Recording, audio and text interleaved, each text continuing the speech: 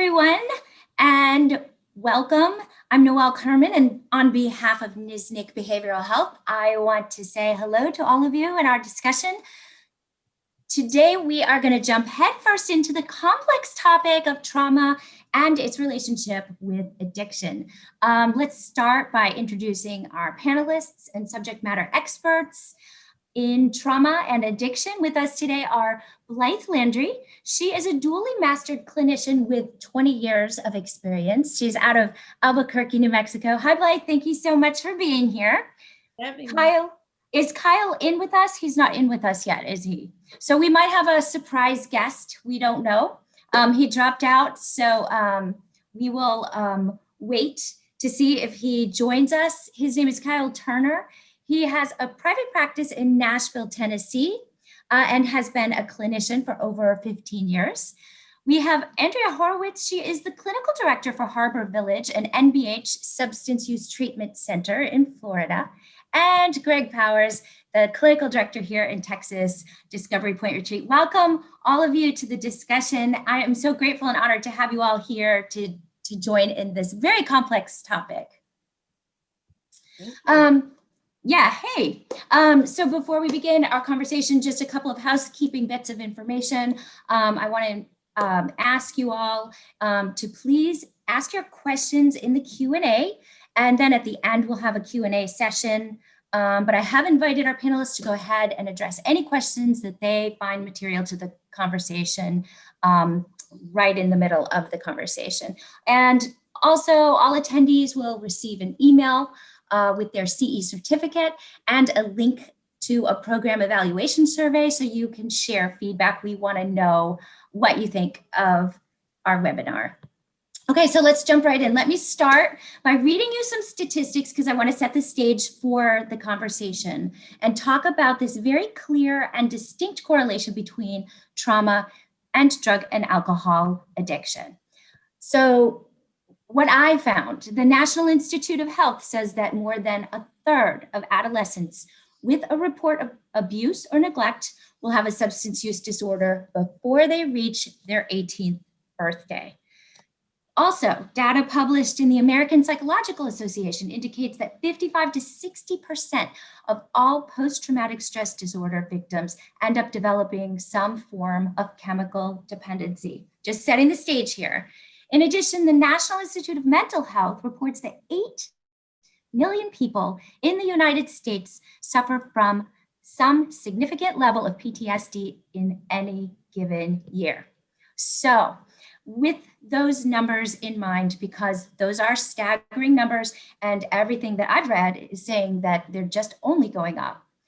Blythe, I want to turn the conversation to you to really talk about trauma because I feel like in society today, we've kind of even lost the meaning. I will sit and have coffee with a friend and she'll be talking about, you know, the trauma that she has around coffee. And not to diminish anyone's trauma, but I do think we've lost the meaning. So I want to focus in and really define what it is we are talking about, this thing called trauma. Sure. So trauma is many things. And you're right, it is sometimes diluted by using it as a slang or a all-encompassing statement. And it's sometimes also minimized. Generally speaking, the larger the hurt, the larger the pain, the more minimized we see it is in our society and the less reflective of a sense of safety. So trauma is some event or series of events that lends itself to a very strong negative, often recurring emotional or physical reaction. And trauma can be sexual, it can be mental, it can be physical, it can be emotional, it can be intellectual, it can be medical, it can be individualized, it can be collective. So it's varied in so many ways, right?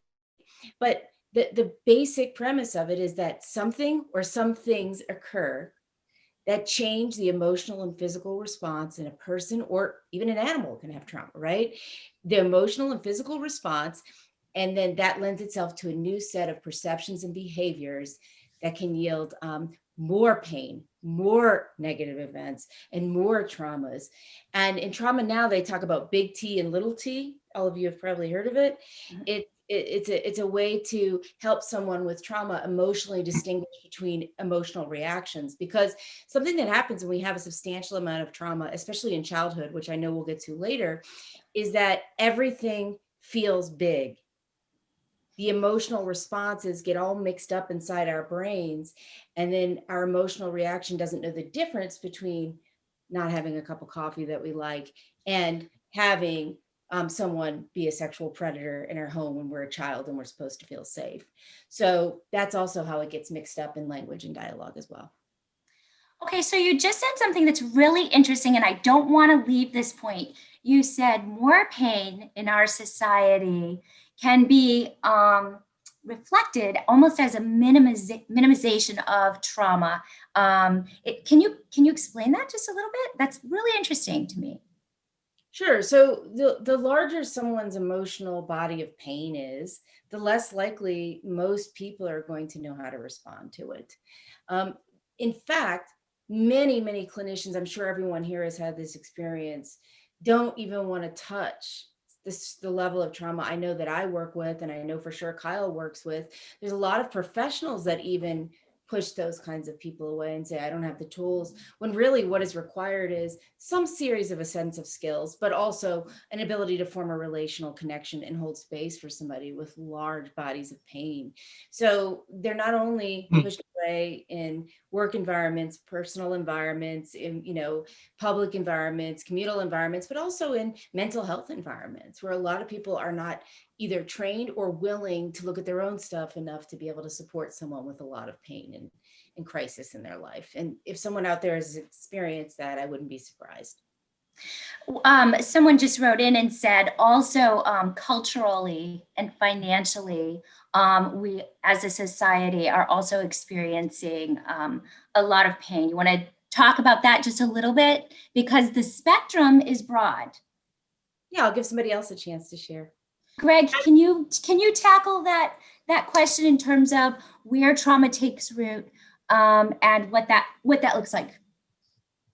Sure. Okay. Throw that at me. I'm throwing you right under the bus. And I'm looking at some of the chats and comments and stuff, and people have talked about Enron and Bernie Madoff and divorce and financial things. And, when we think of trauma, sometimes people think, oh, okay, it was, somebody tried to hurt me, or I was in a horrible car accident or something like that. And that encompasses trauma. What we don't always recognize is trauma takes the form in many ways. And so we can be traumatized. I'll pick the most recent in the news, the January 6th Capitol thing.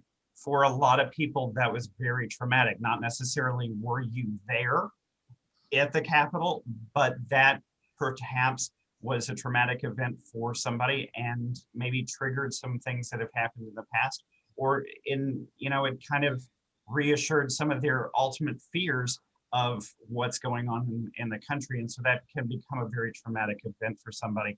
And it's going to be different for everybody. So whereas, the panel here, it may be 2 out of the 6, right, that are saying, oh my gosh, that was really traumatic and I can't believe this happened. And others of us are like, so it does take root, and it's in different forms of how we look at trauma and how we react to it. That kind of goes into, and I don't know if you want me to jump into what I was going to talk about, but really how it affects the body and alters us in that sense. And what we need to recognize with trauma is it's really a chemical reaction in the brain. It causes just this constant state of tension and arousal. And it's kind of that fight or flight thing that people may be more familiar with, and that it's just that constant state of, oh my gosh, something's going to happen to us. I hope I answered that question. But I want to address this idea of this.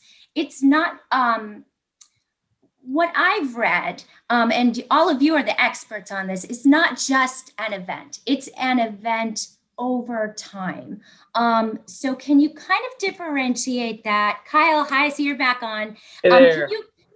Oh, that's so much better. Can you talk about trauma in terms of not just a single event, but a series of events or a prolonged period of time that does do what Greg was talking about in terms of actually changing the chemical nature, the structure of the brain?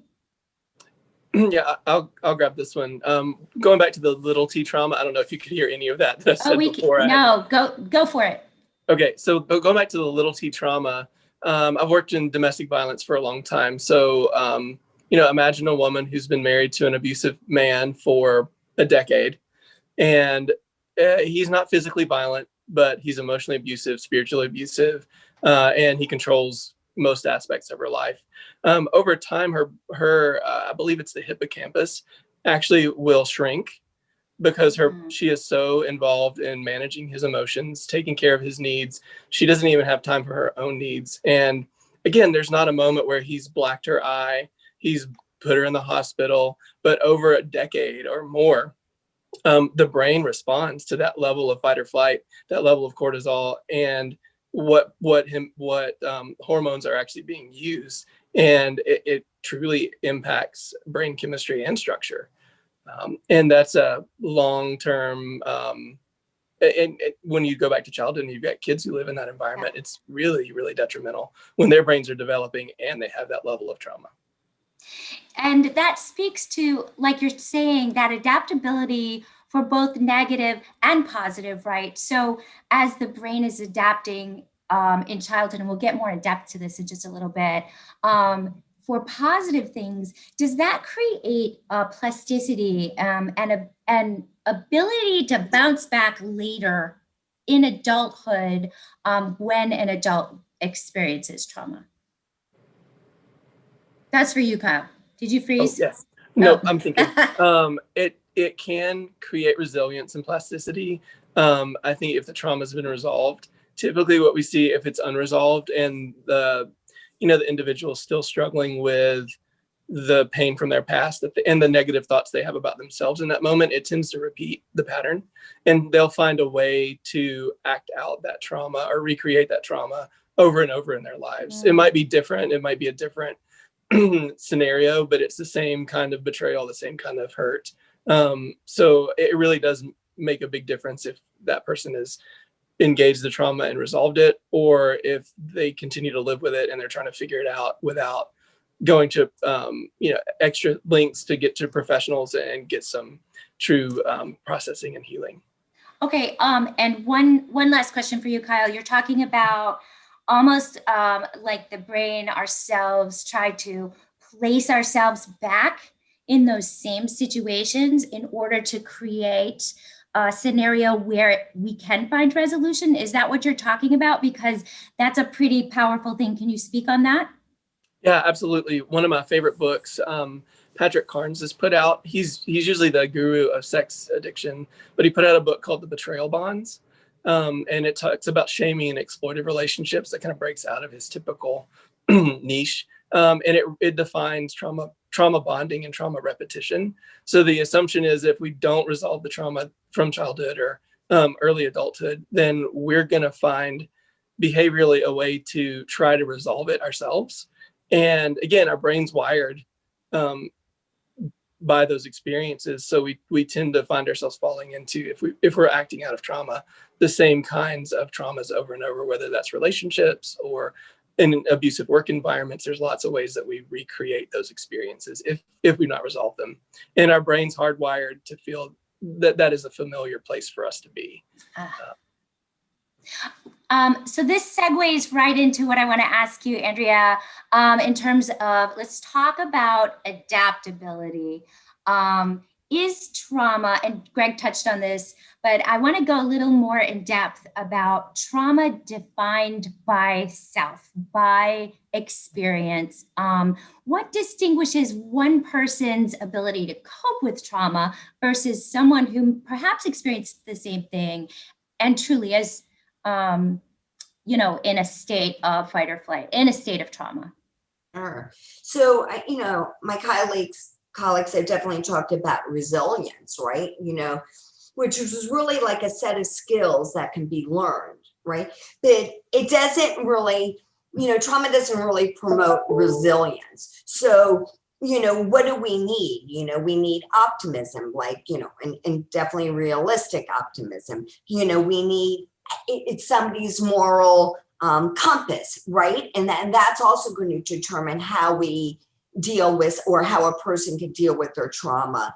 Their religious and their spiritual beliefs play a role in that.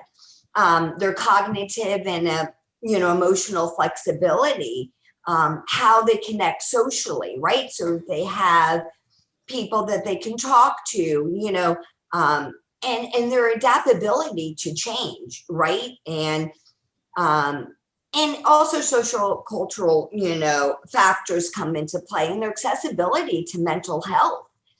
So, people don't have accessibility to mental health and social, connections, whether that means outside, like in their family, outside of their family, that really plays a role in their resilience and how they deal, with trauma. And really, it's, when and I know we're going to get into, but the childhood part, it's the lack of being able to express, their emotions. Some people just don't feel safe and learn that it's not safe to do that. And so I think that plays a very huge role in how somebody is more resilient and deals with their trauma different than, other people. And of course, we know about risk and protective factors, right? And that also comes into play. And one of the biggest things, Lisa Harvest, who was very big, and she did Seeking Safety and a lot of trauma, but she talks about, like, you are not your trauma, which it, makes a really big difference. And I think in helping somebody in their trauma, right? So if they don't identify as their trauma, I think, that's a really great way to get them to, separate their thinking and their mind, right? And how they can now perceive and have more resilience in dealing with it. So this brings us to diving into childhood trauma. I read so much about the impact of childhood trauma. Blythe, can you give us like an overarching notion of your understandings, your workings in terms of trauma and the formative years? Sure. So when we're little, our entire frame of reference are the people who are caring for us. We get fed by those people. We get housed if we're not unhomed by those people. We get attention from those people.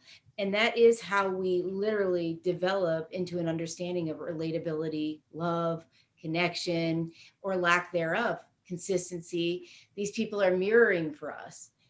In a place where there is emotional inconsistency due to mental illness or due to addiction in the home, in a place where there is financial insecurity and people are always connected and then withdrawn, or if you have a parent, as I said, with mental illness who's depressed and in bed for weeks at a time, if you have a rager in the house, if you have sexual molestation going on in the house, if you have religious shame happening in the house, if you have financial punishment happening in the house, any and all forms of either aggressive, negative, repetitive behaviors and or emotional vicissitudes and inconsistency can lead to an ultimate body of all-out massive confusion, being abandoned, having a parent leave and never come back or call you again. These are all different levels of trauma. Everyone is born with different levels of resilience. So two kids can live in the same house, have totally different perceptions of the exact same experience, and not all children in the home are treated the same way. Some parents, a lot of abusers identify certain children in the house to focus on. So you could have varying types of trauma in the house where one person is the one being abused and the other child is the one not able to protect the one being abused, who then becomes a rescuer, has a rescue complex, etc. The biggest thing that happens is children will attach to their parent at any cost. It's the only way they can survive. So, and children, not in a negative way, are naturally self-absorbed because their entire world is related to people fueling attention to them. So almost in every situation, they will develop shame, self-blame, self-loathing, or create fantasies that aren't based in reality to protect their relationship to the caregiver, as no matter how abusive they are. The other form of that is often the child will be angrier at the parent who's not abusive than the parent who is abusive, because that can still keep them linked to someone they want to desperately have a relationship with. So whatever level of childhood trauma one has, let's say growing up with an alcoholic, it's very hard to grow up with addiction. There's something called the ACOA trauma syndrome that the addicts are often very nice and then not, and then nice and then not, and attentive and then not, and then funny, then mean. And it can often happen within a breath. That makes the person, much like Kyle was talking about when someone goes off to combat and they come back and they think everyone's shooting at them and it's just a car backfiring. This type of personality that develops, especially if the child is exceptionally vulnerable or empathetic, they will literally constantly be vigilant, like Andrea was talking about, to what is happening in the people around them, to the point where they have no sense of self in order to protect. Any emotional shift, any nuanced change in behavior is taken as a rejection or an abandonment.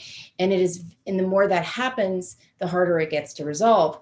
Then whatever happens to us in childhood informs how we respond to trauma later in life. So somebody who had a healthy childhood with a secure attachment and parents who were trying their best, were human, but like consistent in their emotional expression, might have something very dramatic happen later in life, a horrifying car accident. They might get emotionally abused by a boss. They might have a partner that is not healthy. They will most likely respond to it in a much more effective way than someone who already has trauma. And as Kyle and Andrea and Greg all referenced, what happens is then you go out into the world and you choose people who mirror those exact behaviors. It feels like attraction. It's not. It's abuse. And what feels good, and I know we're going to talk about that later, feels bad, and what feels bad feels good. This is very hard to change. You have to be really willing to be uncomfortable and do some pretty substantial personal work. It's possible, but it takes a lot of time and effort to change that. Kyle, let's talk about how important it is, the significance of identifying childhood trauma in these formative years, because we know the impact is so dire as they grow into adults. Can you talk about your approach, how you go about doing that? Sure. Well, I work with individuals, couples, and families, so it's a little different in each setting. With individuals, I've got a couple of my favorite tools. Sometimes I'll just talk about attachment, and in the first couple sessions, 6 basic attachment things we need to be attuned to. Mom and dad, they were able to read our needs, and then we need to be responded to. When they see the need, they meet it. We need them to engage our hearts. So engagement is important. They need to know us as people, not just things to take care of. And then they need to help organize our feelings, even if we have big feelings. And then the last thing that we need in attachment is repair. If mom and dad hurt us, we need repair. And I'll list off the 6 for you students out there. Attunement, responsiveness, engagement. Well, that's 1, 2, and 3. Attunement, responsiveness, engagement. Organizing feelings is number 4. Organizing difficult feelings is number 5. And then number 6 is that repair if needed. So I'll often ask clients, hey, how did that go for you? In session 2 or 3, how well did you feel like your mom or dad or caregiver did those things for you? And, it's a good diagnostic. I'll do a trauma timeline sometimes with folks with the cognitive behavioral model, and just look at good stuff that happened above the trauma timeline and then difficult things that happened below. As couples, I see a lot of, we can't resolve fights. We don't know how to fight well, or one person seems to be to blame for all of the problems in the relationship. And usually that person is the trauma victim, and they just didn't get the tools at home they needed in early childhood to do a securely attached relationship. So they're, without any help, they're kind of flying blind. So that's a way that it shows up. So we'll talk about their relationship. And in family systems, I'm thinking of one in particular. The mom had been horribly abused by her father, and so the family complained of mom being super controlling. And when we dug down into her timeline, because I did some individual with mom, she had lots of reasons to be controlling, and she didn't realize how deeply she was impacted, and her family was impacted, husband and kids, by the trauma that she was still responding to as a young woman, as a 10 to 14-year-old girl. So when we talk to the importance of it, I mean, when we're traumatized, we can't help it. It affects everything, and we can't help it. Right now, if we deal with it and it doesn't become PTSD, or we get the help we need soon, it's not going to have as the ripples that it might. If we don't deal with it early on, or when the symptoms start to show up, then it affects all the things. It affects the workplace that we have, the relationships, friendships, and partners, family interactions. So I think in identifying early childhood trauma, it's imperative that if there is a trauma survivor that we're working with, we grab that quickly and really give them the help they need, because they might not even know why they're behaving the way they do. They might have repressed those memories, and finding out why they're doing what they're doing can give them a lot of clarity, and it's a relief. Like, okay, now I know what I need to be working on. So I think there's a lot of relief in that. I will say as a caveat, well, no, there's another question later. I can deal with this one. So go ahead. They already know all the questions. We've already planned this. Someone said that they are really hoping to learn more about effective interventions and techniques. And I'm just telling you, we're going to get there. So just hang on to your hat. We're going through the front part of this conversation first. Greg, so I wanted to just address kind of the difference in identifying trauma in childhood versus adulthood. I know that you said trauma is different for every person, but once you've identified an adult, what does that look like in contrast to a child who is formative, where we adults were formed, we're already cooked? So I think along the same lines, what you're looking at are those risky behaviors, kind of the acting out, if you will. With adults, and I think I mentioned that sometimes it has to do with accessibility. So whereas a kid might be acting out in form of anger or rage, an adult may have that, but then they also have acting out ability. Maybe they're sexually acting out. Maybe they are, racing their cars in and out of traffic, and that's, they're fun. We also have to look at, the buildup and the ability and accessibility of drugs and alcohol. Adults who have a trauma history, sometimes are gonna maybe go towards the alcohol and the drugs to maybe even counteract, or even sometimes we see that individuals are seeking that feeling that the trauma brought on, because for them that has become normal. And so we see a lot of those risky behaviors in use of drugs and alcohol and changing. I can kind of give you a story of a client that I recently saw, in that she came to us with an alcohol problem. She had been arrested a few times, and family was concerned about her use. And so she came to us for treatment for the alcohol. In having a conversation with her and looking at what the history was that led to her coming to us, she had been physically and sexually abused from about the age of 6 to 14. She was an athlete, and during her high school and early college years, and she had a pretty significant injury, and she was not able to play soccer anymore. From there, she delved into multiple relationships, the relationships that she thought was the love of her life.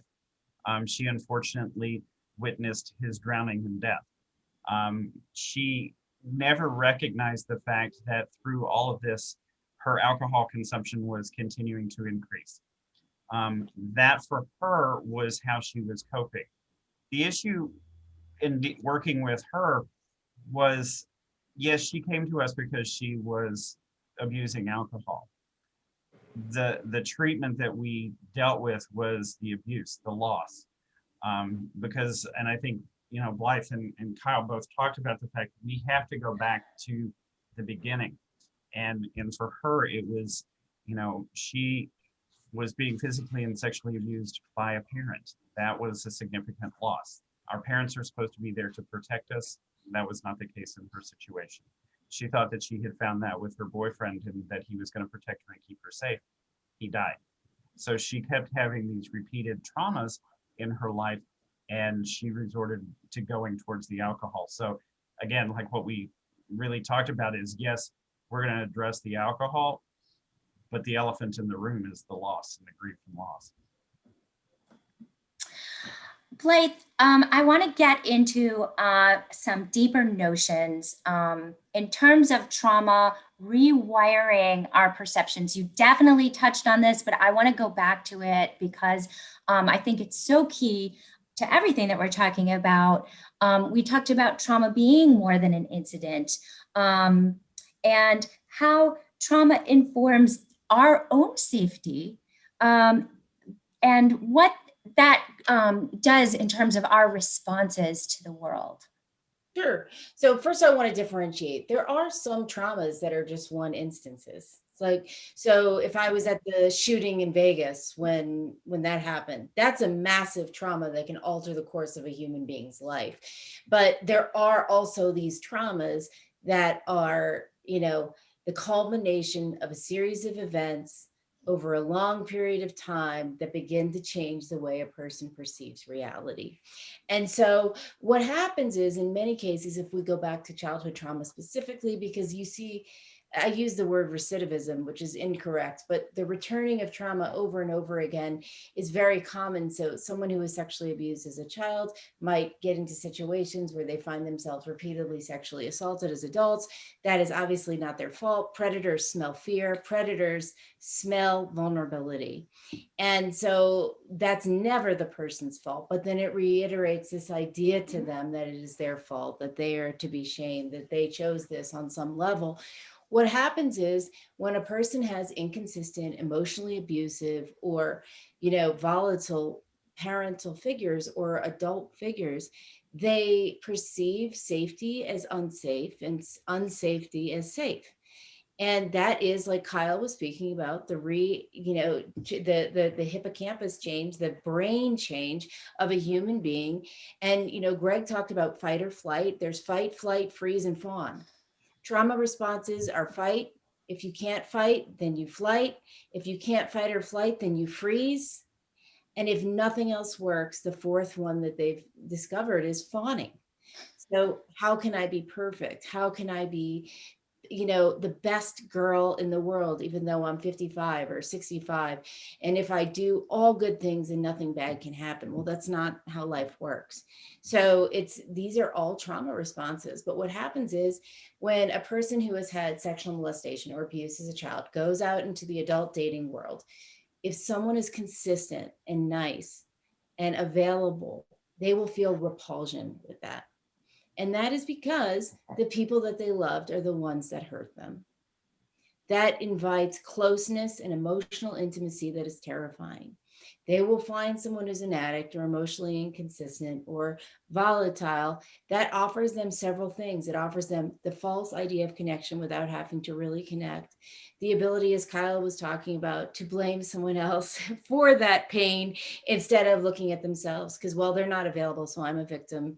And also it invites them to look normal in a world where they're not able to achieve that level of closeness. People with this level of trauma often have difficulty even with deep friendships, because, you know, you'll find that a lot of people have, you know, inconsistent friendships, loner type behaviors, because that's what's been safe for them. So that happens a lot. And the only way that's going to change is if the person can sit back and say, I keep picking people that treat me this way.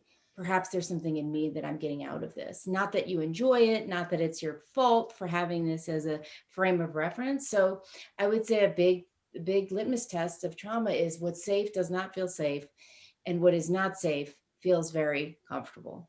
And that can be very dangerous. And that's how we get rewounded over and over and over again. And then the more we get rewounded, the more that inner child activates and says the world is bad and shuts down. So, yeah. Let's talk post-traumatic stress disorder, and let's make this let's distinguish these things. Let me read you some statistics I found. About 8 million adults in the United States have PTSD during a given year. We talked about that earlier. That's the Department of Veteran Affairs. PTSD affects more than twice as many women, 10% of all women, 4% of all men. 70% of adults in the United States experience at least one clinically significant traumatic event in their lifetime.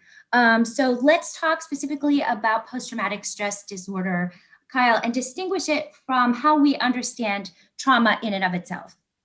Sure. So in the diagnostics manual, there are lots of symptoms that we look for. We've got to meet certain symptom criteria, but the clinical definition is experiencing yourself a near-death experience, watching someone almost die, or vicarious trauma, which is, as a first responder, mental health professional, experiencing vicariously the trauma that someone's discussing or talking about. So it has to be a near-death experience, and in one of those three categories. Whereas when we talk about little t traumas, the traumas that don't meet that criteria, as they mount up over time, they can feel like the equivalent of a near-death experience. But again, clinically in the definition, it's not accounted for. And I think we're working to change that definition, but right now it's definitely, you have to experience near-death trauma. And then I don't have the list in front of me, but there are hypervigilance, anger, insomnia. There's a lot of symptoms that come with post-traumatic stress. Now, I will differentiate this before post-traumatic stress has time to set in. Clinically, they say we've got about 6 months where it's acute stress. So the trauma just happened. The Las Vegas shooting just happened.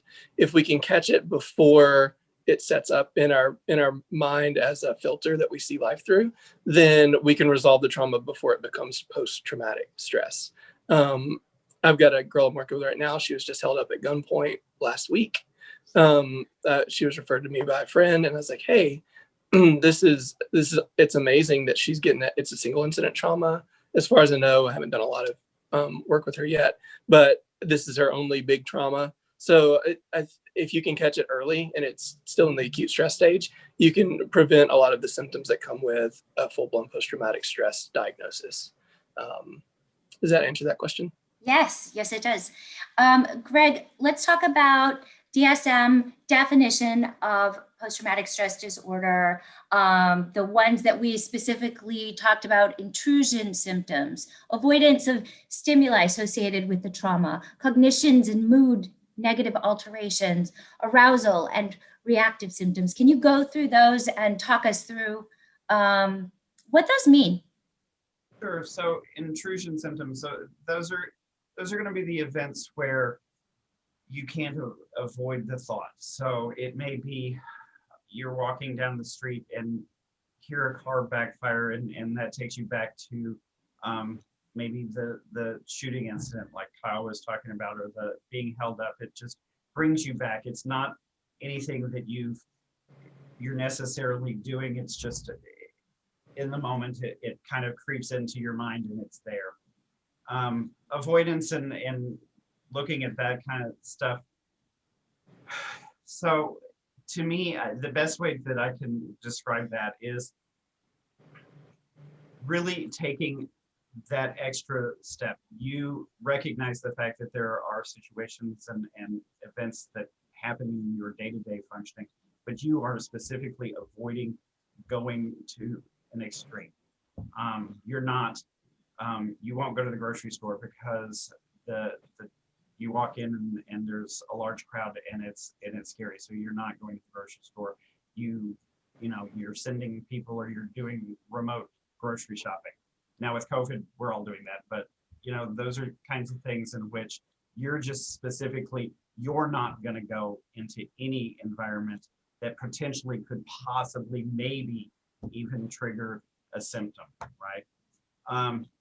The cognitions and mood and negative, what you're looking at there is how does it affecting me on day-to-day stuff, right? So my mood is changed because I'm concerned that this is going to happen. Or, a lot of times when we're talking about post-traumatic stress or just trauma in general, it's altering our mood. We may be more depressed. We may be more anxious. Those are things that typically are going to happen. When you start having these symptoms, our body reacts. And so you may be, feeling more lethargic. You're not necessarily remembering things like you used to.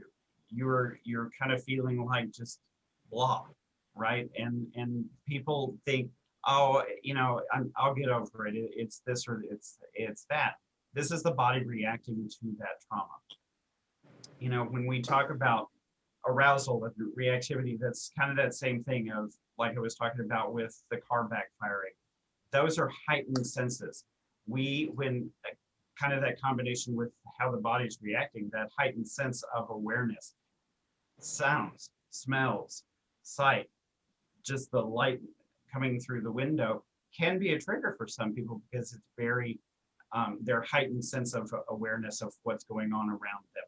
So whereas you and I might be walking down the street and it's no big deal when a car drives by, but for somebody who has that heightened sense of arousal because they've had a traumatic event, that car brings up the memory of somebody driving by and maybe had a gun, or they were in an auto accident, and so it scares them to the point of they don't want to be around a car. Those are all kinds of things that we take a look at when we're diagnosing PTSD and looking at all the symptomology of what's going on with somebody. It's in combination of all of those pieces that we kind of go from that, as Kyle said, the immediate stress reaction to, is this prolonged? Are we really looking at PTSD and what's going on with somebody and taking that sense? Something that you said, Noelle, that I kind of want to go back to, you talked about the fact that 40% of women have PTSD. And men were, I think you said something about maybe we're a little less than that. What I want everybody, and I think everybody in this panel is aware, and just to have this out there, those are reported. And I think sometimes we have to remember that when we're treating and working with women, they're a little bit more likely sometimes to report than our men clients. And so that number is probably maybe a little bit higher.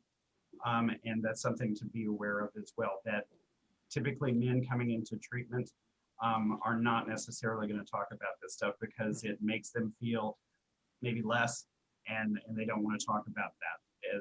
And that's a concern. I think we have to be aware of that trauma impacts everybody. It does not matter whether you're male or female, child, adult, senior. Trauma is real, and just because they're saying, no, I don't have trauma, doesn't mean they don't. Blythe, it seemed like you had something to say about the men versus women. Did you want to add to that? I was going to share that if Greg didn't, that the reports are going to be skewed because men are going to be less likely to report. And that's not to diminish the multiple traumas that women go through, because it's considered taboo. And I have quite a few male clients that I'm the only person in their entire life that they talk to about any feelings, much less talk about stuff. I'll have male clients that I've worked with for, years. And then I find out, sorry, y'all, find out that they have had substantial trauma that they didn't even recognize as such. They thought it was funny. They thought it was, those are just sublimations of discomfort and pain. So that's not to say that, we're minimizing the, staggering number of women who are sexually assaulted and things like that. But it is to say that I agree with, I don't agree. I know that's a fact. Yeah. Let's talk about trauma and addiction now. Let's marry these things and let's talk about maladaptive coping skills. Andrea, can you talk to us about that? Sure. So You know, really addiction, substance abuse, like, you know, substance abuse and trauma is kind of one of my, you know, favorite topics, because when, you know, what I really find is when a client can finally connect their trauma and their substance abuse, it becomes like a game changer for them, that those two can really be connected, right? Because once they understand that it's a normal reaction to an abnormal event, really helps them gain some understanding and not making them feel like they're crazy, right? Because a lot of them are like, I just thought I was crazy because, you know, I was using and I had this trauma. Like I never even knew there was a connection. So it's not the, you know, the clinical response is not as important as like their coping efforts, right? That are successful, right?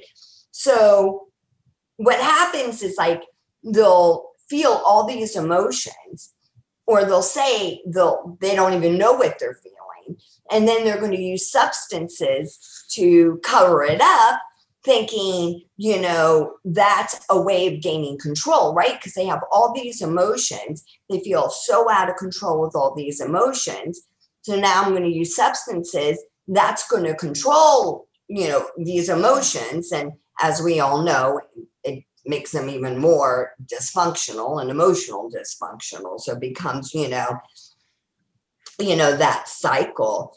And I think, you know, one of the things that, you know, that I always try to help the clients is like, you know, in trauma, like you learn maladaptive coping skills, right? So if you're, God forbid, sexually molested and you tell your mother and she didn't believe you, and then now you learned not to ask for help because the one person I had to go to who was supposed to help me didn't even believe me. So right now as adults, right now they take that, now they learn, well, I'm not going to ask for help, you know, even boundaries and self-care, you know, your boundaries in sexual abuse are, you know, crossed. And now that's why, you know, they become very sexually, no, I just lost my words, guys. But, you know, so now they learned there's no boundaries, right? Because that's what they learned as a kid. Or self-care. You know, we were talking about ACOA, adult children of alcoholics, you know, they learned to lie because they had to cover up, you know. They're either super responsible or super irresponsible, you know, because either they had to take care of things or things were let go. So I think that the behaviors are learned, and whatever's learned can definitely be unlearned. But once they can make that connection between PTSD and substance abuse, I think can become, you know, and then you have to develop safety first, right? You have to get away from substance use, self-harm, destructive relationships. And then you have to like go through mourning, right? You have to mourn the childhood that you didn't have, or mourn the relationships that you didn't have, or go through a mourning. And then you can start to reconnect and use the coping skills to learn how to reconnect again. And then kind of develop, you know, the life that you want to kind of have for yourself, you know, those relationships, or, you know, that childhood. So you can kind of reconnect. That makes sense. Absolutely. Kyle, tell us there's hope. Talk to us about treatment now. Give us, so what do we do about this? We as clinicians, how do we start to look at these things and parse out mental health and trauma and addiction, and really start to look at the things that are going to empirically work for the people that we're trying to treat? Yeah, absolutely. So here's my caveat that I was going to mention earlier. I got this early on in my career, and it's really saved me a lot of, I think, frustration in working with trauma survivors. There's a book I'm going to read. It's Women Who Hurt Themselves by Dusty Miller. And towards the middle of his book, he talks about working with trauma victims like you would eat a jawbreaker. And it's multi-layers, right? So the outside of the jawbreaker for the trauma victim is the thumbnail sketch of their trauma. And even just acknowledging that they've been traumatized, because lots of people want to minimize even that. Once you've melted away that outer layer and they're more comfortable with talking about the trauma, they have been traumatized. The middle layer is more of an outline. Here are the details.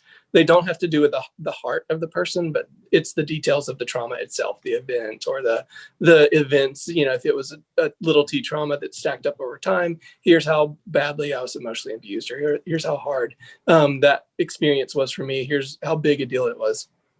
And then the inner core of the trauma is the things we tell ourselves, and the things we name ourselves because the trauma happened. So when we're working with trauma victims and survivors, I think that's a great model to start with, because I've got a young man I saw earlier today.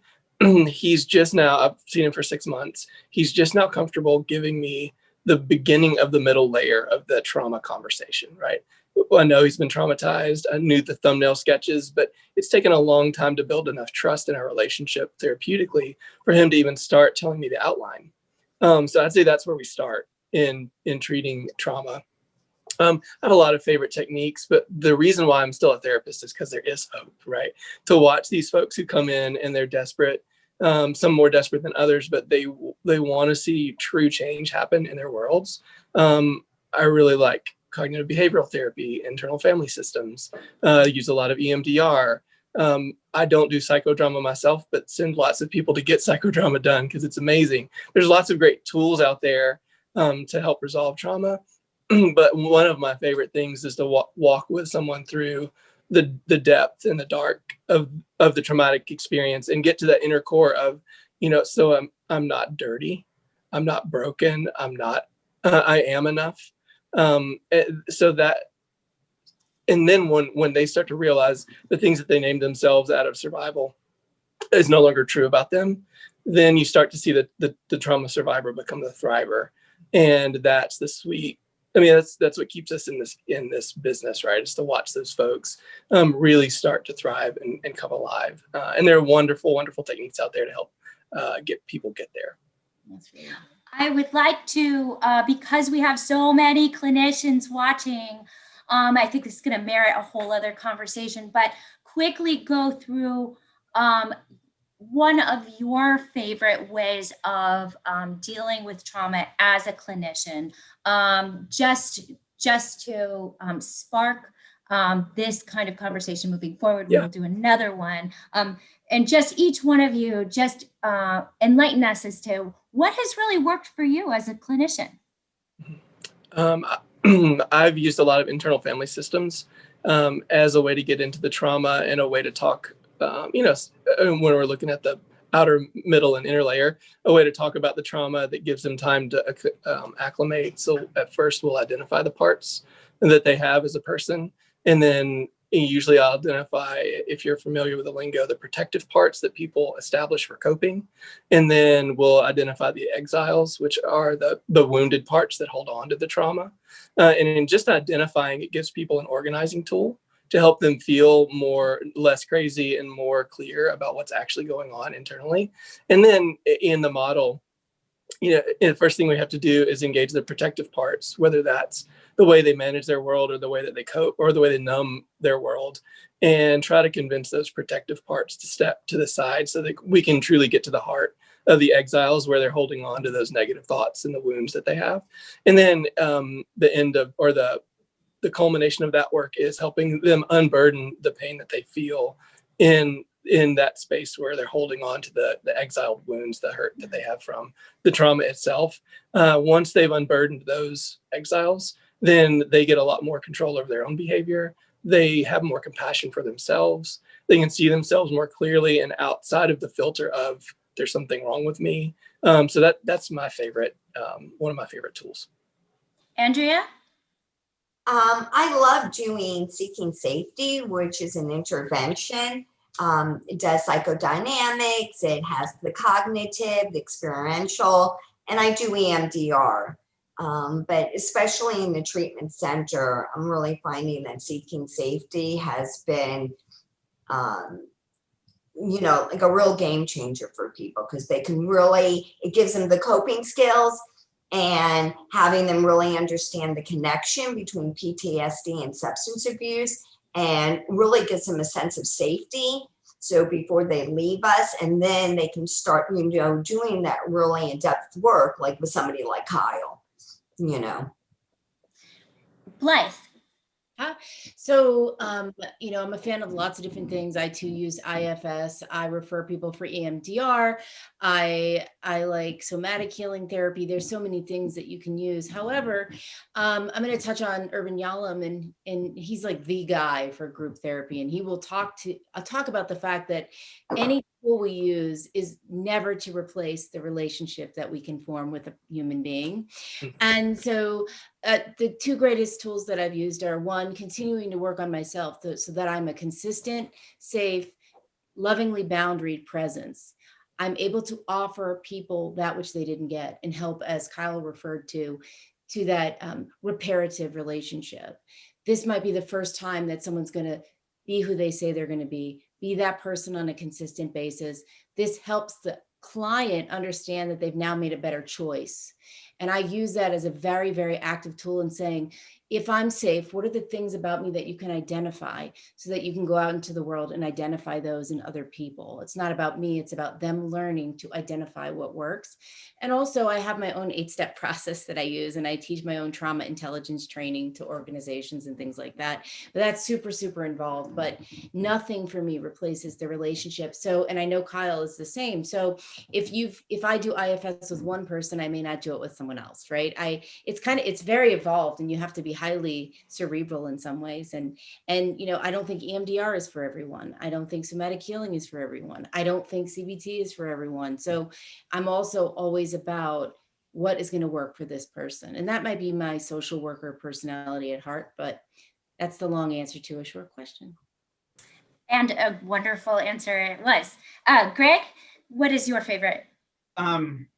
I don't know that I have a favorite, but I'll tell you the 3 that I've used this week, which would be EMDR, CPT, and most recently I've been getting into using art and having clients painting the picture of what it is, but finishing it to a positive, and really visualizing what that trauma is, but realizing that they can paint a new picture and a new ending.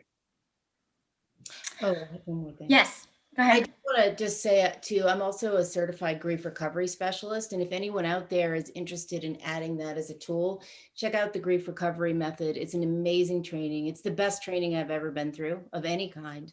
And that has, as Greg was eloquently talking about the grief when we first started this, that is a huge tool in helping people with trauma. And it's an amazing training. It's an amazing opportunity to help people on a deeper level. So we are out of time. This has been an amazing conversation. On that note, I want to thank our panelists, Blythe Landry, Kyle Turner, Greg Powers, Andrea Horwitz, for sharing their time, your expertise. Also, thanks to each and every one of you who joined in the conversation, took time out of your day to be here. I want to reiterate, all attendees will receive an email with their CE certificate and a link to a program evaluation survey so that you can share your feedback. Thank you so much. I hope you all have an amazing day, and look for our email, because we will have another webinar the month after next in April. So happy to be here. Thank you all. Have a wonderful day. Bye. Bye.